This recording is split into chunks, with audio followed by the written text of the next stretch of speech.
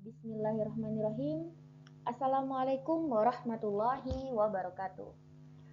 Baiklah, di sini Ustazah Lithia Sepri Mahasya akan menjelaskan materi PKBAM di tahun 2025. PKBAM itu sendiri adalah singkatan dari Pendidikan Karakter Budaya Adat Minangkabau. Di zaman era modern saat sekarang ini, mempelajari budaya adat Minangkabau itu sangatlah penting. Mengapa? Karena budaya adat Minangkabau itu merupakan budaya turun-temurun yang sangat elok dan mencerminkan orang yang berbudi atau tidak itu berdasarkan dari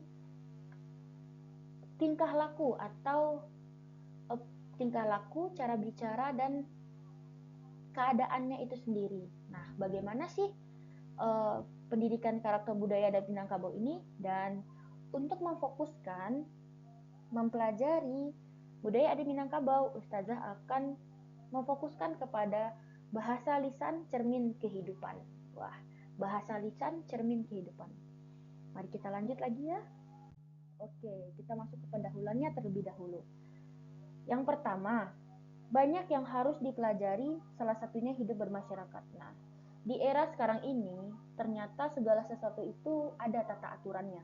Ada tata aturan dan juga ada urutan-urutan atau langkah-langkah yang harus kita pelajari. Apa saja tuh langkah-langkah itu? Nah, ini. Dalam berhidup bermasyarakat itu atau hidup dengan orang lain secara berdampingan itu kita perlu yang namanya tenggang menenggang.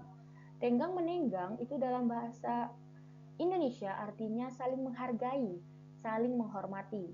Nah, di sini juga contohnya dalam tenggang menenggang dalam berbicara.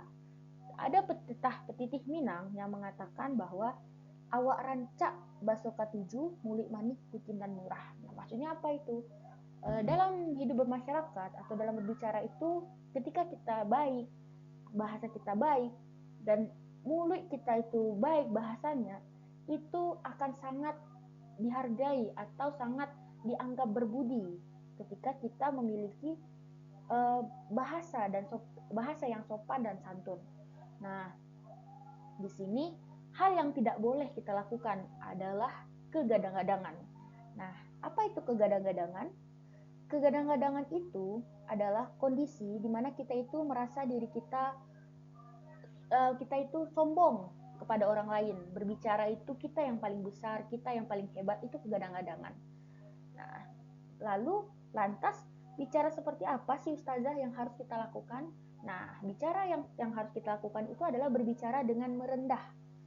Tidak bersikap sombong, kok mandi di ilia-ilia bakato di bawah-bawah, kato sapatah dipikiri jalan selangkah maduk suri.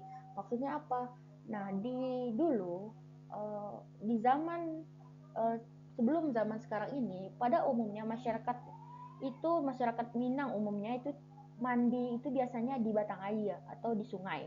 Nah, jadi di sini juga ternyata uh, di sini juga ternyata tata aturan itu juga diatur. Dalam mandi pun juga diatur. Kok mandi di ilia-ilia? Maksudnya apa? Kalau kita mandi itu bukan di ilia atau bukan di bawah-bawah, itu akan dapat mengganggu orang. Bisa mengeruhkan air ketika kita berjalan, bisa juga mengganggu orang lain. Nah, makanya di sini dibahas kok mandi di ilia-ilia bakato di bawah-bawah. Maksud itu berkata merendah itu artinya. Kato sapatah dipikiri, maksudnya itu kata sepatah itu harus kita pikirkan terlebih dahulu. Jalan selangkah madok suri, maksudnya selangkah maju dua langkah turun, artinya kita harus diperhatikan, sangat-sangat perlu diperhatikan dalam berbicara. Itulah pendahuluannya. Makanya itulah pentingnya dalam hidup bermasyarakat agar tidak terjadinya konflik, perlu kita untuk memahami tata aturan, tata krama yang harus kita terapkan dalam kehidupan sehari-hari. Selanjutnya, bagaimana sih pandangan Islam terkait dengan bahasa lisan atau berbicara itu sendiri? Ternyata perlu kita ketahui, adat Minangkabau itu bukan sembarang adat yang dibuat-buat. Namun ternyata adat Minangkabau itu merupakan adat yang berdasarkan kepada Al-Quran dan Sunnah. Karena apa? Menurut pepatahnya mengatakan bahwa ada bersandi syarak, syarak bersandi kitabullah. Artinya apa? Adat yang tata aturan itu bersandi kepada syarak. Syarak itu apa? Agama Islam itu sendiri. Dan agama Islam itu bersandi kepada kitabullah, kitab-kitab Allah. Nah, ternyata Nabi juga menyinggung, dan bukan hanya satu atau dua, Nabi banyak menyinggung mengenai perkataan baik itu. Dan Nabi SAW itu bersabda, barang siapa beriman kepada Allah, barang siapa yang mengaku dirinya itu meyakini akan adanya Allah, meyakini keberadaan Allah dan hari akhir, bahwa akan adanya hari nantinya di akhir kita akan terjadi yang namanya runtuhnya semua di bumi ini. Nah, itulah hari akhir. Barang siapa yang beriman, maka hendaklah ia berkata baik atau diam. Nah, jadi kalau misalnya dia tidak bisa berkata-kata yang baik, maka lebih baik dia diam. Karena apa? Ketika mulut ini sudah tidak bisa mengucapkan kata-kata yang baik, maka akan keluar kata-kata yang tidak baik itu sendiri. Makanya agar mencegah terjadi keluarnya kata-kata yang tidak baik itu, maka Nabi menyuruh kita untuk diam. Hadis riwayat Bukhari dan Muslim.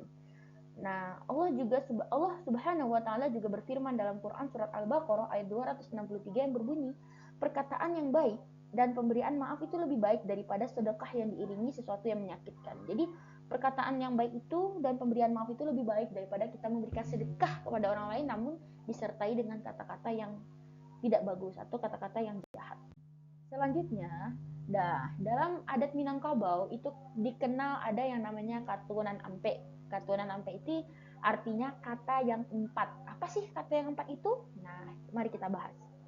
Yang pertama itu ada namanya kato mendaki. Apa sih kata mendaki? Ternyata kata mendaki itu adalah bagaimana cara kita berbicara kepada orang yang lebih besar daripada kita, orang yang lebih besar, kepada orang yang lebih besar.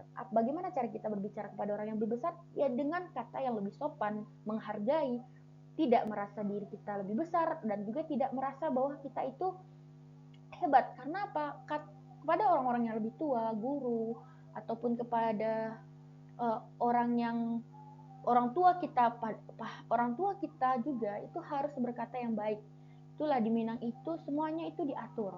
Nah, kata mendaki itu digunakan seorang anak agar dapat berbicara kepada orang tuanya ketika menginginkan sesuatu. Nah, ketika meminta uang kepada orang tua ternyata menggunakan tata krama atau tata aturan seperti, mak, boleh ambo minta piti untuk beli lanjo, mak.